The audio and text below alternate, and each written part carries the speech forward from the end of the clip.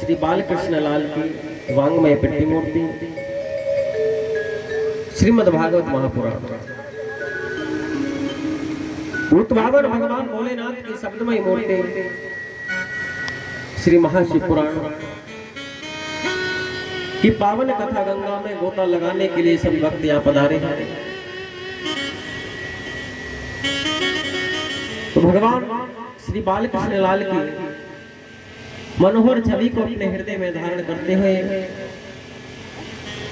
सभी भक्त बड़ी श्रद्धा और विश्वास के साथ भगवान की कथाओं का रसपान करेंगे। सर्वप्रथम कथा पांडाल में पधारे हुए सभी भक्तों को, आदर व सम्मान के योग्य बुजुर्गों व साथियों को, मातृशक्ति देवी स्वरूपा सभी माताओं बहनों को,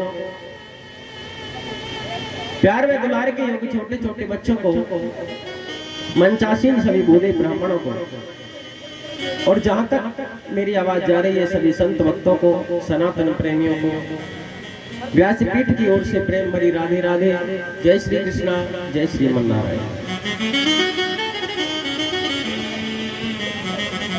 तो आइए भगवान की कथा में प्रवेश करेंगे। उससे पहले आप सभी भक्त बड़े ज्ञानी हैं, संस्कारी हैं और व्यवस्था को बनाने में सबसे आगे आ गया। तो मेरी मैया आपसे कई बार हमारे आचार्य जी कह चुके हैं, अब एक बार मैं भी आग्रह कर लेता हूँ।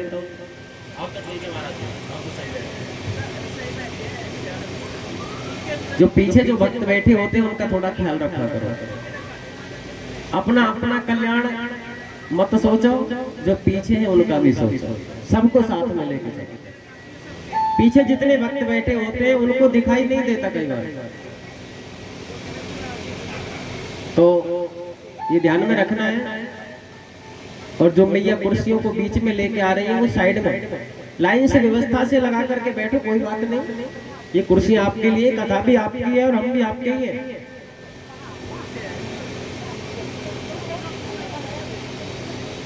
तो आइए भगवान की कथा में प्रवेश करते हैं। एक बार सभी भक्त जयकारा लगाएंगे। बोलिए शंकर भगवान की जय। नमः पार्वती पते हर हर महादेव।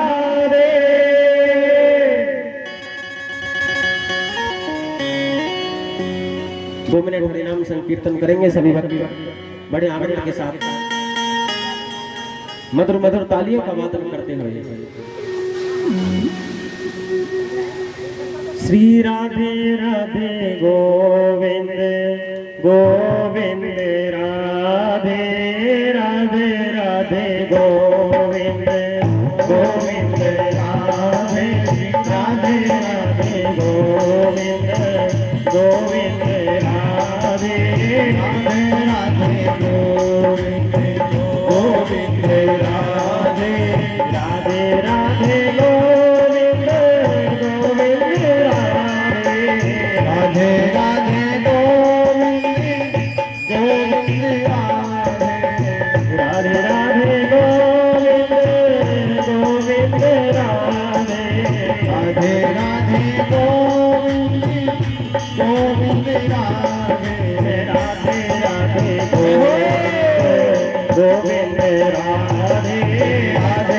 राधे गोविंद गोविंद राधे राधे राधे गोविंद गोविंद राधे राधे गोविंद गोविंद राधे।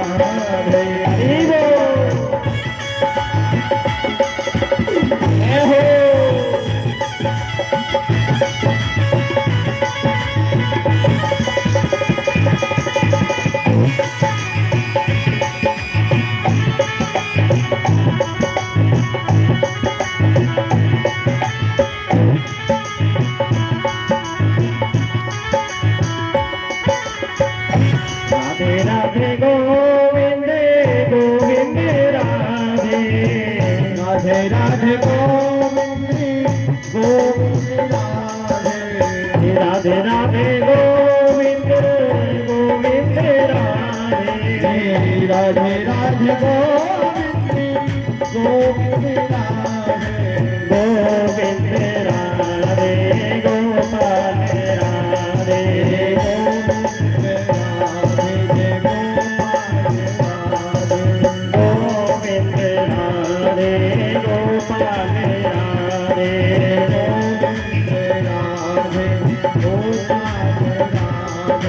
राधे राधे गोविंद राधे राधे राधे गोविंद गोविंद राधे राधे राधे हरि गोविंद राधे राधे राधे गोविंद गोविंद राधे गोविंद भगवान की जय हो।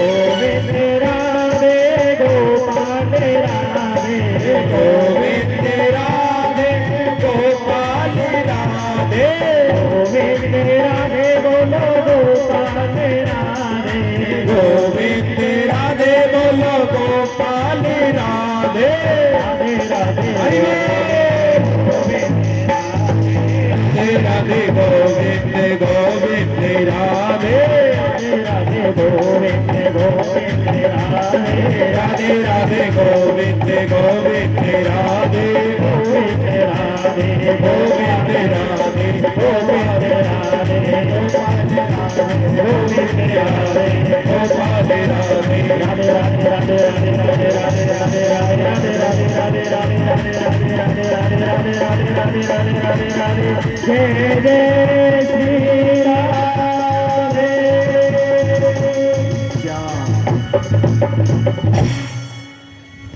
बोली गोविंद गोविंद भगवान की जय हो। तो आइए आज की कथा में प्रवेश करते हैं। उससे पहले कल की कथाओं पर दृष्टि डालेंगे। कल के कथा के क्रम को याद करें।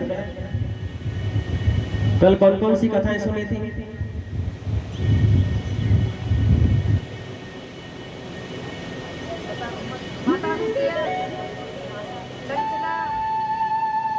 चंचला की कथा सुनी थी, बहुत अच्छे, तालियां बजावे मैया के लिए।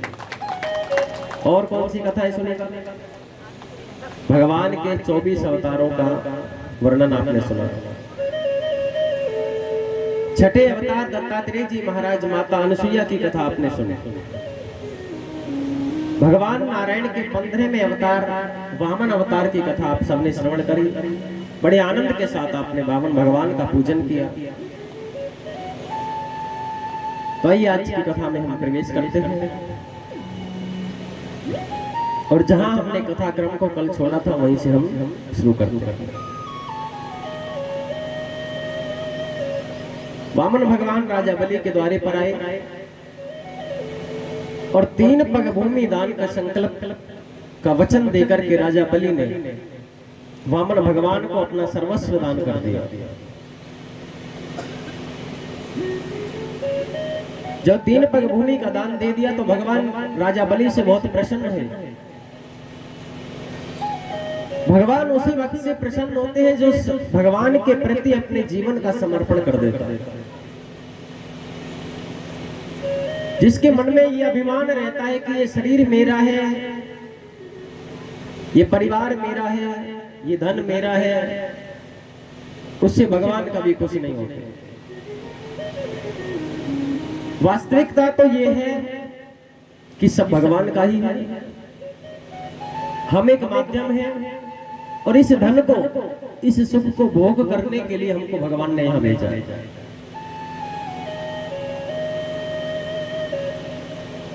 और वास्तविकता ये भी है कि अगर हम भगवान के चरणों में अपना सर्वस्व समर्पण भी कर देते हैं तो भी उसमें से आकर के भगवान कुछ लेकर नहीं जाते।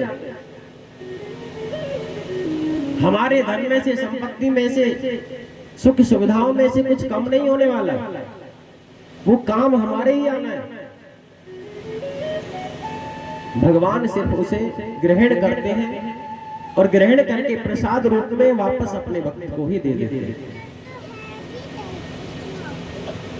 अब राजा बलि ने इसी प्रकार जब वामन भगवान को तीनों लोगों का राज्य दे दिया, अपना शरीर भी उस भगवान को दान में दे दिया,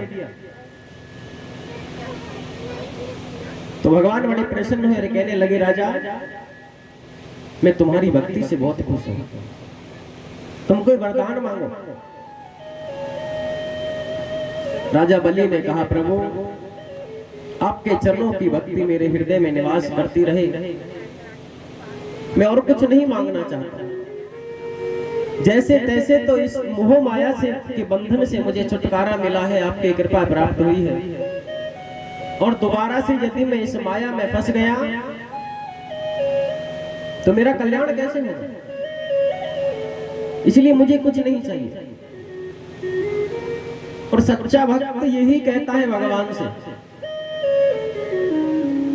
हमारे शास्त्र कहते हैं, हमारा धर्म कहता है कि जो भगवान का सच्चा भक्त होता है वो भगवान से कभी किसी वस्तु की मांग नहीं करता है। भगवान के दरबार में जाकर के, संत गुरुजनों के पास जाकर के हमें कोई भी सांसारिक वस्तु की मांग नहीं करनी चाहिए। बहुत से भक्त मैंने देखे हैं भगवान के सामने जाएंगे मंदिर में, भगवान की पूजा पाठ कम करेंगे, अपनी लिस्ट बनाकर ले जाएंगे, वो जाकर के ज्यादा भगवान को सुनाएंगे। बहुत लंबी लिस्ट होती है हमारे भक्तों की। और कलयुग के भक्त तो ऐसे हैं कि भगवान को एक पिलपिला अमरूद चढ़ा करके 1.25 लाख का मकान मांग लेते हैं। भोले बाबा पर एक पिलपिला अमरूद चढ़ा दिया, उसके बदले कहेंगे बाबा मेरा 1.25 लाख रुपए का, 1.25 करोड़ रुपए का बंगला बनना चाहिए। हमको भगवान के पास जाकर के भगवान से वस्तु नहीं मांगनी चाहिए, भगवान से भगवान को ही मांगना चाहिए। और जिसके जीवन में भगवान आ गए उसके जीवन में कमी क्या है। राजा बलि ने कहा प्रभु मैं कुछ नहीं लेना चाहता, मुझे कुछ नहीं मांगना है। भगवान बोले नहीं, हमारा मन है, वरदान तो हम तुमको देंगे। राजा बलि कहने लगे प्रभु अगर वरदान देना चाहते हो तो पहले एक मेरी शर्त है। भगवान बोले क्या शर्त है। बलि ने कहा प्रभु शर्त यह है कि जब भी मैं अपने महल से बाहर निकलूं तब मुझे तुम्हारे दर्शन होने चाहिए, और जब भी मैं अपने महल के अंदर आऊं तो भी तुम्हारे दर्शन होने चाहिए। भगवान बोले इसका मतलब तुम हम ये चाहते हो कि हम तुम्हारे चौकीदार बन के रहें। राजा ने कहा प्रभु मैंने तो ऐसा नहीं कहा। भगवान बोले भले आदमी और क्या कहोगे, कब तुम अपने महल से बाहर निकलो, कब तुम अंदर आओ, तुम्हारे हर एक एक्टिविटी को ध्यान में रखना पड़ेगा, ये चौकीदार का काम तो है। भगवान ने तथास्तु कहा, वरदान दे दिया। भगवान बोले मैंने तुम्हें तुम्हारा वरदान तो दे दिया, लेकिन मेरी प्रसन्नता है, मेरा मन प्रसन्न है, इसलिए मैं तुम्हें एक वरदान और देना चाहता हूँ। मैं अपने एक लोक का राज्य तुम्हारे नाम करना चाहता हूँ। और वामन भगवान ने अपना एक लोक सुतल लोक राजा बलि को दे दिया। राजा बलि सुतल लोक के राजा बना दिए, और बलि के राज्य के द्वार पर, राजमहल के द्वार पर वामन भगवान पहरेदार बन करके खड़े हो गए।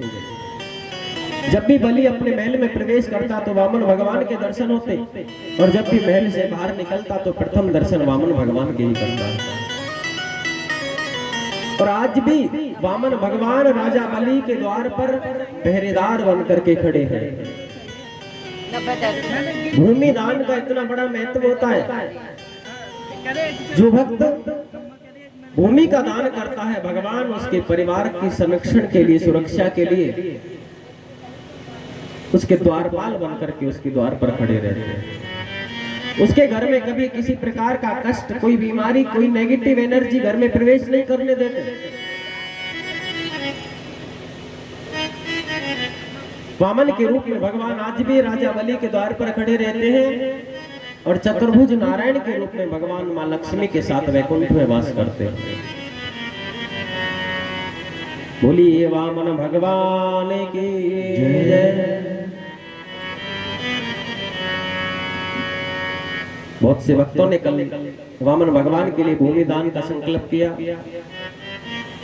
वामन भगवान से मैं प्रार्थना करूंगा कि उनके जीवन में आने वाले हर एक संकट, हर एक विपत्ति को भगवान उनके दरवाजे के बाहर से ही वापस कर दे, और उनके जीवन में कभी कोई दुख की घड़ी ना आए। एक बार सभी भक्त प्रेम से कहेंगे राधे राधे। ऐसे नहीं, आज खाना नहीं खा के आए क्या? जोर से कहिए कुर्सी वाली मैया।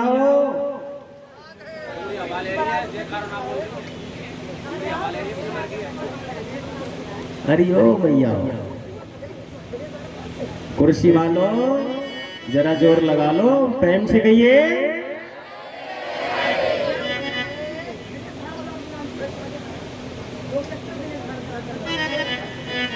वामन भगवान के अवतार की कथा श्रवण करके राजा परीक्षित सुखदेव जी महाराज से पूछने लगे, हे गुरुदेव,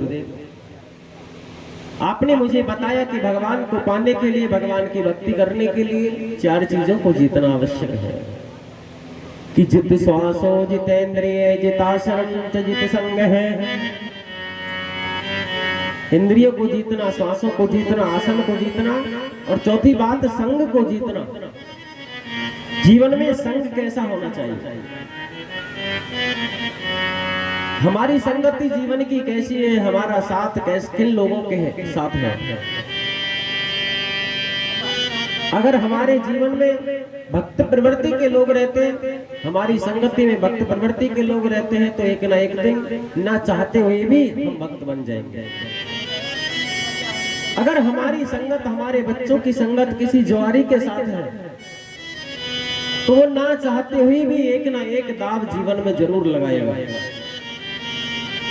और पहली बार हार जाएगा तो उसे लगेगा चलो अब की बार सही, और धीरे धीरे वो भी जुआरी बन जाएगा। आप कितनी भी कोशिश कर लेना, अगर मदिरा पान करने वाले के साथ तुम्हारी संगति है, ना चाहते हुए भी तुम्हें किसी ना किसी दिन वो अपनी कसम दिलाकर एक आधी चम्मच पिला ही देगा।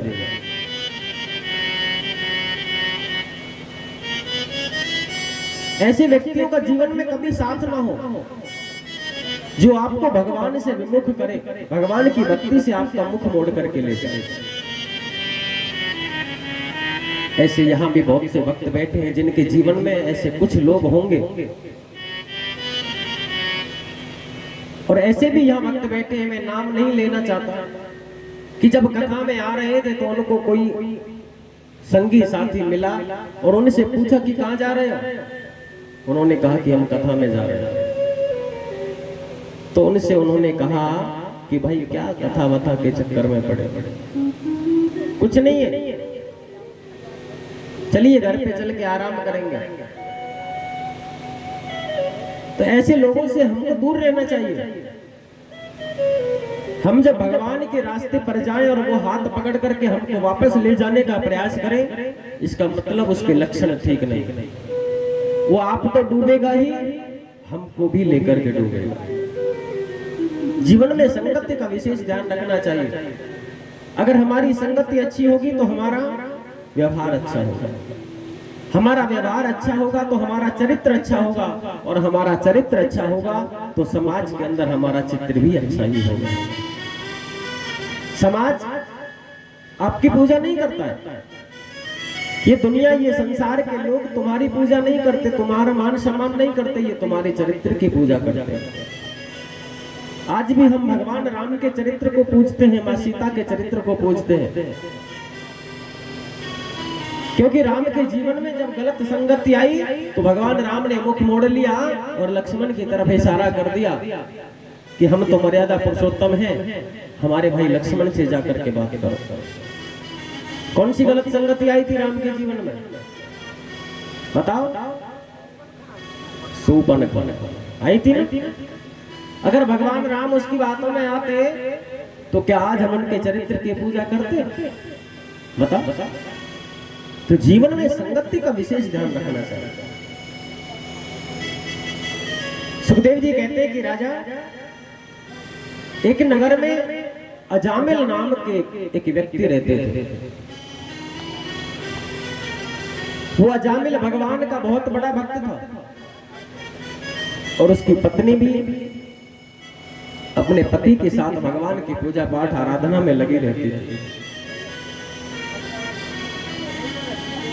इतना बड़ा भक्त था, वेदों का प्रकांड प्रवक्ता। प्रतिदिन का नियम था 3:30 बजे ब्रह्म मुहूर्त में उठ जाता, त्रिकाल संध्या करता, प्रतिदिन घर के अंदर हवन करता था, होम करता था, अग्निहोत्री था और भगवान का जप करता था। जीवन बहुत अच्छा चल रहा था। पूरे नगर के लोग उसे अजामिल भगत के नाम से जानते थे। उस अजामिल भगत के जीवन में एक दिन ऐसा समय आया, वो एक दिन अपने नगर से बाहर किसी दूसरे नगर में भ्रमण करने के लिए गया और दूसरे नगर में जब भ्रमण करने के लिए गया तो वहां उस अजामिल ने एक बहुत सुंदर स्त्री को देखा। वो स्त्री कर्म से गणिका थी। संस्कृत में गणिका कहा जाता है, लेकिन शुद्ध हिंदी में जिसे वैश्या कहा जाता है। उस सुंदर वैश्या को देख करके उस अजामिल भगत के मन में अनेक विचार प्रकट होने लगे और वैश्या के पास जाकर के अजामिल ने कहा कि हे देवी, तुम बड़ी सुंदर हो, मैं आपकी सुंदरता पर मंत्रमुग्ध हो चुका हूं और मेरा मन चाहता है कि मैं अब आपके साथ विवाह करूं, मैं आपके साथ विवाह करना चाहता हूं। उस वैश्या ने भी कह दिया कि हाँ, मैं भी आपके साथ विवाह करने के लिए तैयार हूं।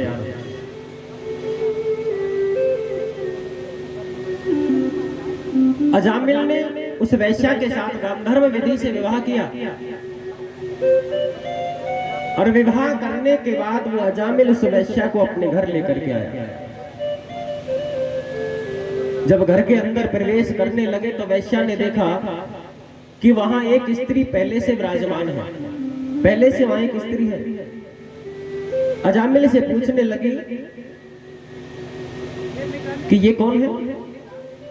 अजामिल ने कहा कि ये मेरी पत्नी है।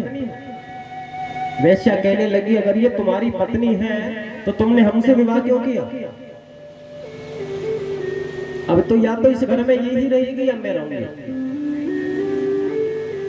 उसके रूप सौंदर्य पर कामुक हुए उस अजामिल ने वैश्या को घर में रखने के लिए अपनी सुयोग्य पत्नी को घर से बाहर निकाल दिया, पत्नी का त्याग कर दिया।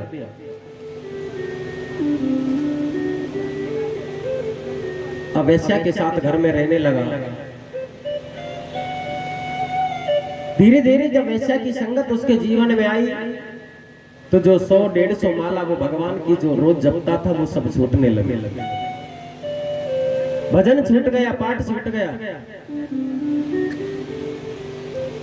अब वो अजामिल जो भगवान का भक्त कहा जाता था, अब कोई उसका मान सम्मान नहीं करता नगर में और वैश्यावृत्ति के कारण उसके घर में बहुत ज्यादा गरीबी आ गई। एक दिन उस वैश्या ने कहा कि पतिदेव, घर में खाने के लिए कुछ नहीं है, जाइए कुछ कमा कर लाइए।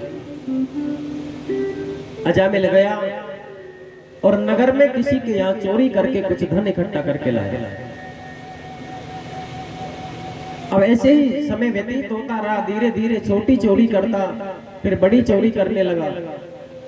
अब वो धीरे धीरे डाका डालने लगा। नगर के सब लोग उससे परेशान रहते, सब डरते थे। जहां भी जिस गली से भी निकलता, सब लोग अजामिल डाकू के नाम से उसे जानते। नगर के दुकानदार जब वो गलियों में निकलता तो अपनी दुकान के दरवाजे बंद कर देते और भगवान से प्रार्थना करते कि भगवान, चाहे पूरे दिन में हमारी 1 रुपए की भी बिक्री ना हो, लेकिन अजामिल के दर्शन ना होने चाहिए। इसे देखते ही हमारा पूरा दिन खराब हो जाता है। जो हमारी लागत का होता है, जो हमने कमाया भी नहीं है अभी कुछ, ये उसे छीन करके ले जाता है। नगरों में डाका डालता। एक दिन भगवान ने उसके ऊपर कृपा करना चाहा और भगवान की कृपा से 25-30 संत अयोध्या से चलकर के वृंदावन धाम जा रहे थे। अब पहले संत महात्मा पैदल यात्रा करते थे। संत महात्मा अब भी बहुत ऐसे हैं जो पैदल यात्रा करते हैं। तो यात्रा चल रही थी और जब संतों को संध्या हो जाती तो रात्रि का विश्राम वो जहां रुकते वहीं करते थे और सुबह होते ही अपनी यात्रा शुरू कर देते थे। उन संतों की टोली चलते चलते उस अजामिल के नगर में पहुंची, जिस नगर में अजामिल रहता था। अब वहां आकर के किसी व्यक्ति से संतों ने पूछा कि भैया, यहाँ किसी भक्त का घर है, किसी वैष्णव का शुद्ध सात्विक घर अगर हमको मिल जाए तो हम आज की रात उसके यहाँ रुके, शुद्ध प्रसाद भोजन करने के लिए हमको मिल जाए और रात्रि विश्राम करने के बाद हमको सुबह यात्रा करनी है। और जिस व्यक्ति से संत ने पूछा था, वो व्यक्ति संतों का मजाक बनाना चाहता था। संतों का मजाक बनाने के लिए उस व्यक्ति ने महात्माओं को कहा कि आज मैं तुमको ऐसे भक्त का घर बताऊंगा जहां तुम्हारी बहुत अच्छी सेवा होगी। महात्माओं को कहा कि तुम जाओ और किसी से भी पूछ लेना कि अजामिल भगत का घर कौन सा है। अब संत बेचारे उसकी बातों को सुन करके चल दिए, लेकिन संतों को पता नहीं था कि वो अजामिल भक्त नहीं, वो डाकू है। संत पूछते पूछते गए, अजामिल के घर के द्वार पर जाकर के झंडा गाड़ दिया, अलख जगाया, आवाज लगाई तो अजामिल की जो वैश्या पत्नी थी वो बाहर निकल कर आई। अजामिल उस समय घर पर नहीं था, वो नगर में चोरी करने के लिए गया हुआ था। संतों ने कहा, बेटी ये अजामिल भगत का घर है। वैश्या कहने लगी, महाराज घर तो अजामिल का ही है, लेकिन अजामिल अब भगत नहीं रहा, वो बहुत बड़ा डाकू हो चुका है। कहिए। महात्मा कहने लगे, बेटी हमें आज की रात यहाँ रुकना था, हमारी भोजन की व्यवस्था हो जाए, हम 25-30 संत हैं, सुबह यात्रा पर निकल जाएंगे। वो वैश्या कहने लगी, महात्मा जी मैं एक वैश्या हूँ और मेरे घर में सब कुछ अशुद्ध है, मैं अपने हाथ से बना हुआ भोजन आपको नहीं करा सकती। संत कहने लगे, कोई बात नहीं बेटी, हम अगले नगर में रुक जाएंगे। और जैसे ही संत वापस मुड़ करके चलने लगे तो वैश्या दौड़ करके आई और संतों के चरणों में गिर पड़ी, रोने लगी, प्रार्थना करने लगी, हे महात्माओं पता नहीं कौन से जन्म के पिछले पाप से मुझे इस जन्म में वैश्या बनना पड़ा, और आज अगर संत ब्राह्मण मेरे द्वार से भूखे चले जाएंगे तो ये बहुत बड़ा अपराध हो जाएगा, आप मेरे ऊपर कृपा करो और यही रुको। वैश्या ने कहा, महात्मा मैं आपको अपने हाथ का भोजन तो नहीं करा सकती, लेकिन आपको सूखा राशन दे दूंगी, आटा दाल चावल आदि, और मेरे घर के सामने पीपल के बरगद के वृक्ष खड़े हैं, उनकी छाया में बैठ करके आप अपने हाथों से प्रसाद बनाओ, भगवान का भोग लगा करके आराम से प्रसाद पाओ, मेरा भी कल्याण हो जाएगा, मुझसे अपराध नहीं होगा। संतों ने देखा कि बेटी के मन में भाव बहुत बड़ा है, और उसके भाव को देख करके वो संत वहां रुक गए। उस वैश्या ने संतों को सूखा राशन दिया, संतों ने प्रसादी बनाई और भगवान का भोग लगाकर जैसे ही पाने लगे, उन संतों में जो बड़े संत थे, जो गुरुदेव थे, वो गुरुदेव बाकी संतों से कहने लगे कि भाई देखो, आज हमने अजामिल के घर का भोजन किया है। और संत महात्माओं का यह कर्तव्य होता है कि जिसके घर का वो भोजन करे, उसके घर के व्यक्ति का अगर कल्याण ना हो तब तक उनको वहां से जाना नहीं चाहिए। ऐसा वरदान, ऐसा आशीर्वाद उनको देना चाहिए कि अगर उनके घर में कोई व्यक्ति गलत संगति में है, गलत मार्ग पर चल रहा है, तो उसे मार्गदर्शन कराना चाहिए। भोजन आदि करने के बाद रात्रि हो गई। रात्रि के समय वो अजामिल आया, माथे पर काली पट्टी बांध रखी थी, हाथ में डंडा लिए, कमर पर एक बहुत बड़ा थैला लटका हुआ था जिसमें चोरी का धन जमा किया हुआ था। अजामिल आया और अजामिल ने आते ही देखा कि मेरे घर के बाहर इतने संत महात्मा कहां से आए, किसने बुलाया इनको। संतों को भला बुरा कहने लगा, डराने लगा, धमकाने लगा। अजामिल बोला, अरे ओ बाबा, कहां से आए हो और तुमको यहाँ रुकने के लिए किसने कहा?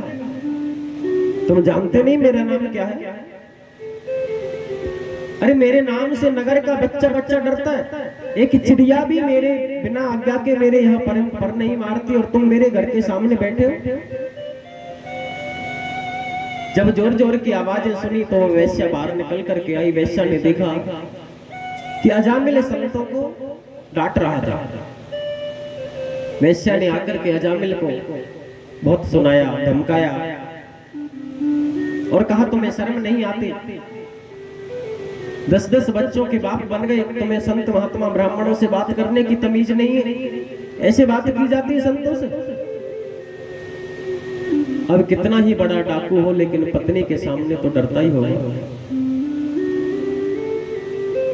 और जब अजामिल की पत्नी ने धमकाया तो अजामिल का पारा नीचे आ गया, क्रोध शांत हो गया।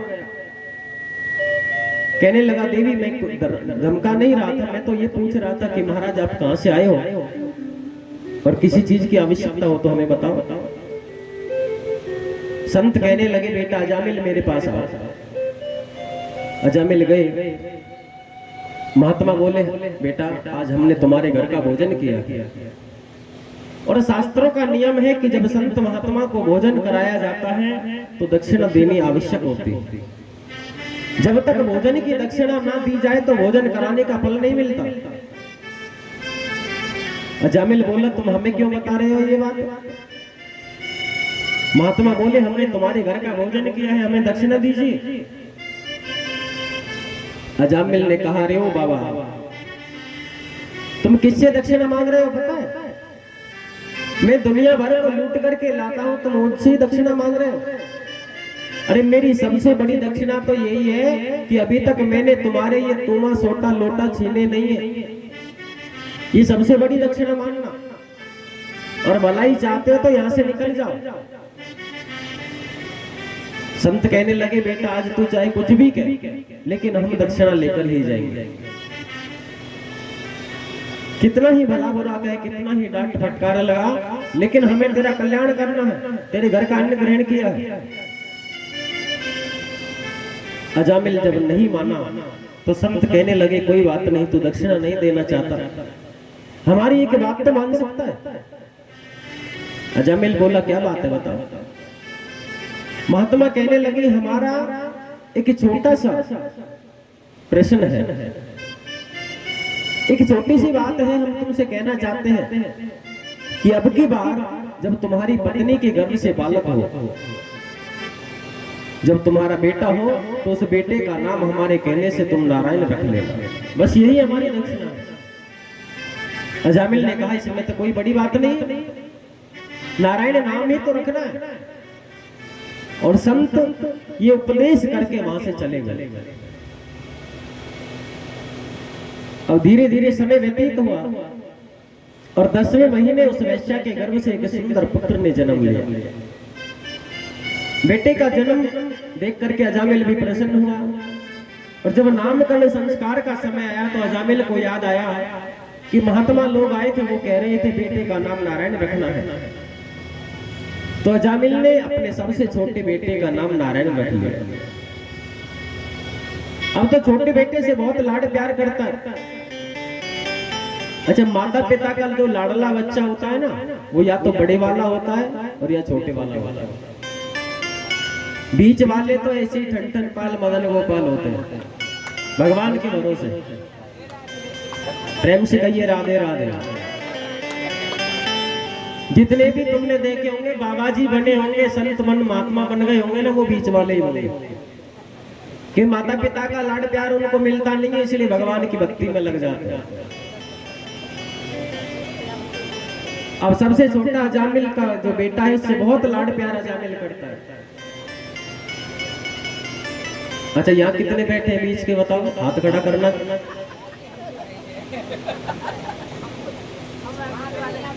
जितने भी बीच वाले होंगे ना, भगवान की भक्ति में बहुत ज्यादा मन होगा उनका, कि वैसे तो कोई पूछे नहीं, कहा करे जाए, मजबूरी है।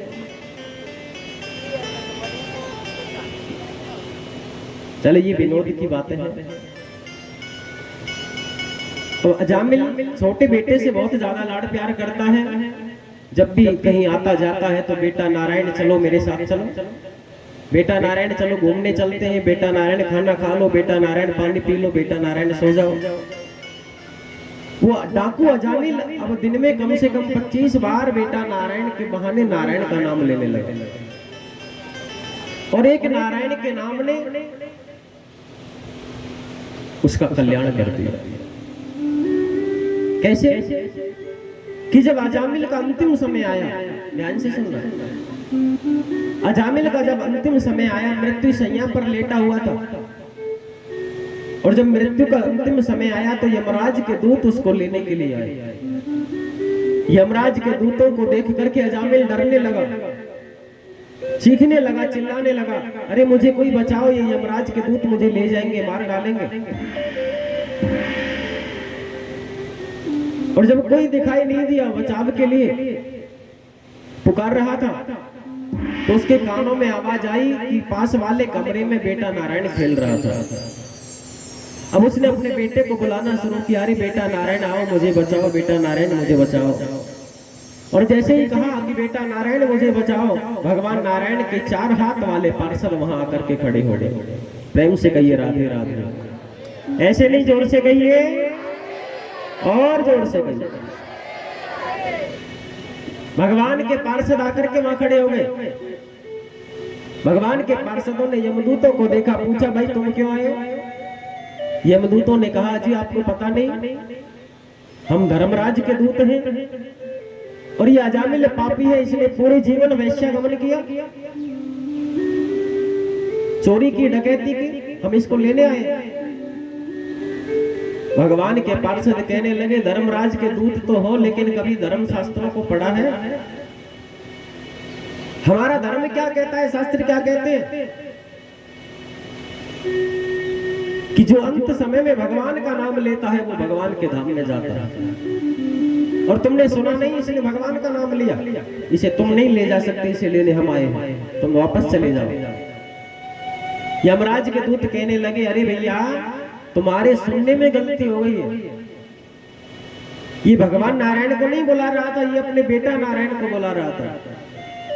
भगवान के पार्षद कहने लगे, चाहे किसी बहाने से लिया हो, किसी भाव से लिया हो, लेकिन लिया तो भगवान का नाम है ना, इसलिए तुम इसे नहीं ले जा सकते। और उस अजामिल को भगवान के पार्षद विमान में बैठा करके वैकुंठ धाम को ले गए। बोलिए नारायण भगवान की जय। इसलिए संसार के लोगों से रिश्ते मत बनाओ, अगर रिश्ता बनाना है तो मेरे गोविंद से बनाओ। भगवान से अगर संबंध बनाओगे, भगवान से रिश्ता बनाओगे तो तुम्हारा बेड़ा पार हो जाएगा। पूरा जीवन हमने संसार से रिश्ता बनाने में लगा दिया, पूरा जीवन संसार के लोगों को मनाने में निकाल दिया। दिल पर हाथ रख करके बताओ, क्या संसार के लोग मान गए? संसार के लोग तुमसे खुश हैं? पूरा जीवन तुम्हें उन्हें मनाने में निकाल दिया। अरे थोड़ा सा भी इसमें से 1% मात्र भी अगर भगवान को मनाने में लगा देते तो आज भगवान हमारे सामने होते, भगवान तुम्हें अपना लेते। इसलिए संग करना है तो भगवान का करो, संसार का मत करो। ये दुनिया काम नहीं आने वाली। दुनिया से दिल लगा करो, जय हो। दुनिया से क्या मिलेगा, दुनिया से दिल लगा कर दुनिया